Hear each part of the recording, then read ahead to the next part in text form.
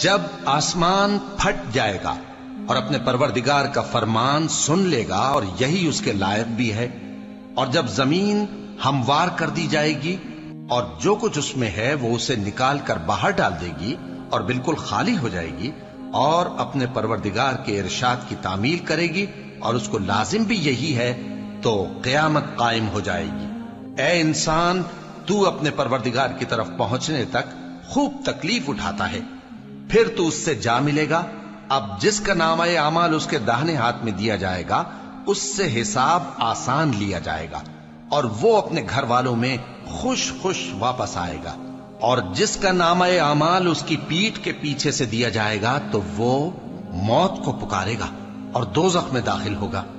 وہ اپنے اہل و عیال ہی میں مگن رہتا تھا، وہ تو خیال کرتا تھا کہ اللہ کی طرف لوٹ کر نہ جائے گا، کیوں نہیں؟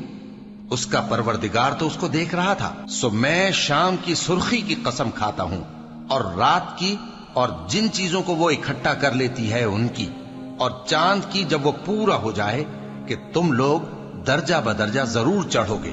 تو ان لوگوں کو کیا ہوا ہے کہ ایمان نہیں لاتے، اور جب ان کے سامنے قرآن پڑھا جاتا ہے تو سجدہ نہیں کرتے، بلکہ کافر جھٹلائے جاتے ہیں، اور اللہ ان باتوں کو جو یہ اپنے دلوں میں چھپاتے ہیں خوب جانتا ہے۔ تو ان کو دکھ دینے والے عذاب کی خبر سنا دو۔